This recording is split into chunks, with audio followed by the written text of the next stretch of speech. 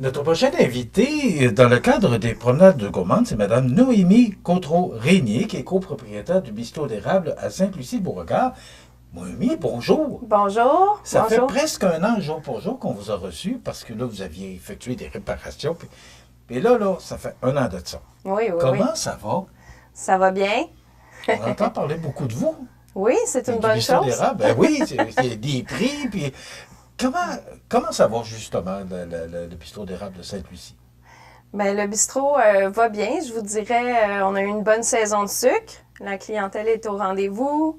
Donc là, on poursuit le développement là, de nos activités pour varier l'offre, puis s'assurer qu'on a des visiteurs à l'année à la cabane.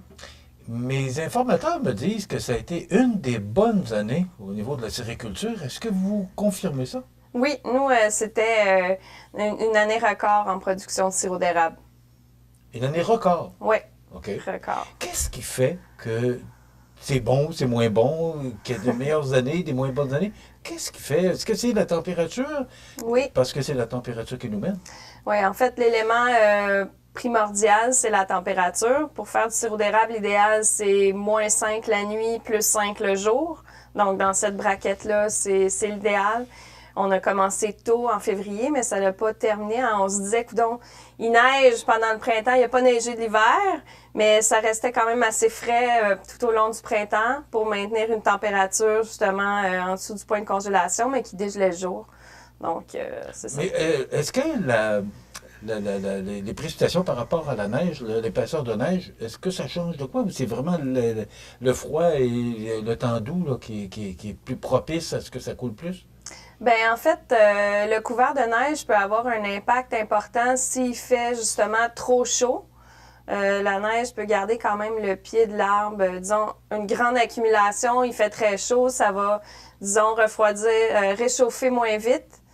Mais si la température est de -5 à +5, neige ou pas, ça n'a pas d'impact en réalité. OK. Mais vous êtes vraiment tributaire de la température, là. Oui, comme les agriculteurs. C'est ça qui vous mène, là. Oui, absolument. Absolument.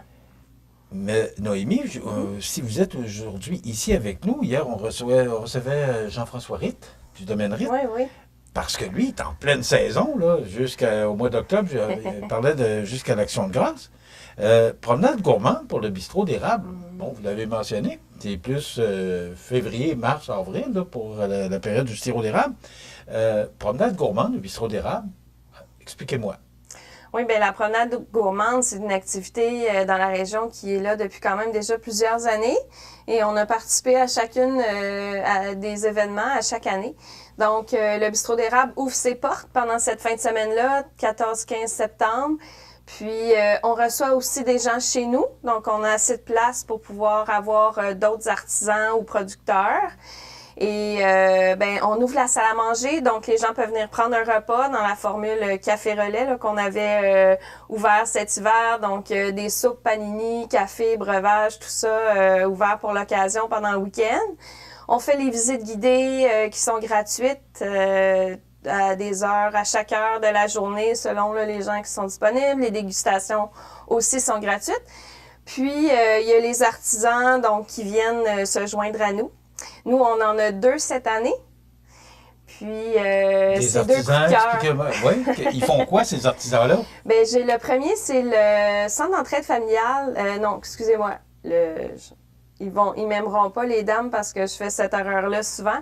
Mais c'est le cercle des fermières de Sainte-Apolline qui viennent avec leur matériel qu'eux-mêmes, évidemment, ont produit. Soit il y a toutes sortes d'affaires, du crochet, de la couture, du tricot. Mais il y a aussi des artisanes qui viennent carder la laine sur place. Donc, elles ont un outil, c'est un savoir traditionnel dans la région ici de savoir carder la laine et la filer. Donc, elles ont un outil. Un métier, là, ils ne font pas de métier, mais c'est une machine pour carder la laine. Donc, ils ont vraiment la laine brute. Elles cardent la laine. Et ensuite, avec cette laine cardée, elles filent la laine. Donc, ils font le processus là, devant nous, là, à la cabane. Un bout à l'extérieur, le cardage, le filage, habituellement, est en dedans, en tout cas. Puis, donc, c'est possible aussi d'acheter cette laine-là qu'eux-mêmes, elles ont travaillée. Puis il y a vraiment des belles pièces aussi là, sur place, des catalogues, toutes sortes d'affaires. Là, fait que c'est un beau savoir par rapport aux matériaux uniques qu'elles font. Oui, allez-y. Puis la deuxième artisane, dans le fond, c'est la cueillette. Donc, elle cueille des plantes, elle fait des tisanes, puis elle fait l'élevage aussi d'animaux. Donc, elle élève toutes sortes de poules uniques, différentes, vraiment une variété de poules assez exceptionnelle. Et puis, donc, elle fait des œufs, puis elle fait aussi des œufs prêts à couver. Donc, les gens peuvent acheter des œufs qui peuvent éclore chez eux ou acheter la petite poule, en tout cas, pour l'élever eux-mêmes. Là. Fait qu'elle fait aussi un élevage de poules exceptionnel. OK. Et ces gens-là sont là quand? Quand est-ce qu'on peut les voir en même temps qu'on se rend chez vous? Bien, ils sont là toute la journée, le 14-15 septembre. Okay. Ils font partie vraiment de l'activité. Puis, on peut acheter leurs produits sur place puis jaser avec eux là, de ce qu'ils font. Puis, voilà. OK. Qu'est-ce que vous recherchez? C'est de faire le lien, parce que moi, je trouve ça le fun de voir, d'abord, j'ai jamais vu tisser ou vu ce genre d'événement-là. Vous recherchez à faire un lien parce que la sériculture, on sait, les cabanes à sucre, ça fait partie de notre patrimoine. Alors, ce que vous essayez de faire, c'est le lien avec le patrimoine et ces gens-là qui sortent un peu de l'ordinaire comme métier ou comme, je sais pas... Comme savoir-faire. Savoir-faire, merci. Je cherchais mon mot. C'est bon, excusez-moi. Là, on est en train de s'aider, vous autres, là, Il y a de bonheur, là, fait que c'est normal. Pour tout le monde. Oui, bien en fait, effectivement, les Dames de Sainte-Apolline ont des savoir-faire qui existent depuis longtemps, puis qui sont, je dirais pas perdus, mais il n'y a pas tant de monde dans le coin qui savent carder et filer la laine. Le patrimoine lié à la cabane à sucre, c'est aussi un savoir-faire que nous, on a. L'élevage de poules patrimoniales exceptionnel, c'est un processus spécifique aussi. Puis la cueillette, c'est quelque chose qu'on fait depuis des milliers d'années, les humains, là, pour se guérir, se réchauffer. En tout cas, les plantes, ils ont quand même... c'est un savoir-faire aussi qui est traditionnel. Puis la promenade gourmande vise, dans le fond, que ce soit chez nous ou ailleurs. Moi, je suis une accueillante, j'accueille ces artisans-là, mais il y en a d'autres aussi sur le territoire. Là. Il y en a plusieurs à Saint-Paul, il y en a à Saint-Fabien, il y en a...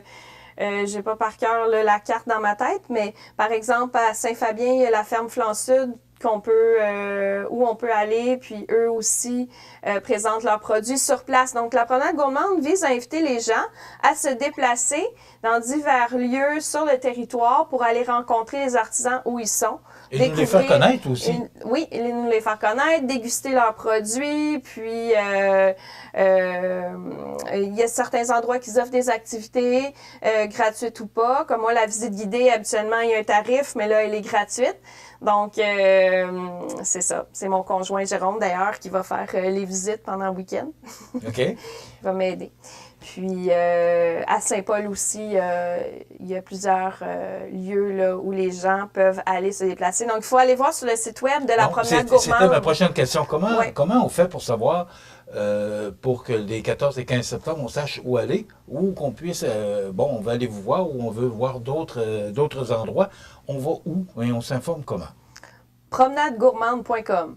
Promenade... Ah, non. Je pensais que la oui, c'est ça, vous êtes là. Ah oui, OK. Promenadegourmande.com, c'est ça. Donc, c'est l'endroit où on va voir sur le site web. Il y a aussi la page Facebook, évidemment, de Promenade Gourmande aussi. Il y a un événement de créé. Puis, la première fin de semaine, c'est dans le nord du territoire. Donc, justement, Jean-François, lui, fait partie de la version de la semaine avant, 7-8 septembre, où est-ce que finalement, c'est le secteur nord, où eux ont aussi leurs propres artisans de la région ici. Puis ensuite, on tombe dans le parc des Appalaches, donc Sainte-Lucie, Saint-Paul, Saint-Fabien. Qui seront, eux, ce sera le 14 et 15 septembre. Exact. Bon, est-ce qu'il y a des heures spécifiques pour... est-ce que ça commence à quelle heure? Ça finit à quelle heure? C'est de 10h à 16h. OK. Des fois, on étire un peu si jamais il y a une foule, puis les gens on continue pendant 5 à 7. Là, en tout cas, chez nous, au bistrot d'érable. Là, les autres, je pense que ça se termine à 4 heures. Donc, c'est le samedi-dimanche. C'est déjà terminé. Est-ce qu'on peut aller manger des produits d'érable? Moi, j'aime tellement et je vais le dire comme on dit un érablière, mais moi, je vais dire cabane à sucre parce que c'est vraiment ce que je retiens. On peut aller manger chez vous puis manger le mets typique de ce qu'on retrouvait d'antan dans les cabanes à sucre. Oui, absolument. Puis nous, hors saison, on ouvre pour 15 personnes et plus. Comme hier, j'avais un déjeuner du centre d'entraide familiale, leur équipe avec une réunion par la suite. Donc, selon la formule, à partir de 15 personnes, le bistrot ouvre ses portes, toutes sortes de formules possibles, Okay. déjeuner, dîner. Bon, puis ça à l'année. À l'année. Ensuite, le repas des sucres, c'est mars-avril. On va avoir la formule café-relais, puis aussi des parties de Noël en hiver. On va vous souhaiter une belle promenade gourmande. Donc, Merci. c'est les 14 et 15 septembre. Madame Noémie Côtreau-Régnier, copropriétaire du bistrot d'érable. Félicitations bravo et tout ce que vous faites. Moi, je trouve ça extraordinaire. Le concours que vous aviez gagné l'an dernier, vous étiez venu nous voir justement. Là, puis moi, j'étais tellement content de savoir que vous aviez gagné. Bravo pour tout ce que vous faites et bravo à votre conjoint également. Merci, ça me fait plaisir. Voilà, c'est la promenade gourmande, on l'a mentionné. Les 7 et 8 septembre, c'est au nord de la région et les 14 et 15 septembre, ce sera au sud de notre région.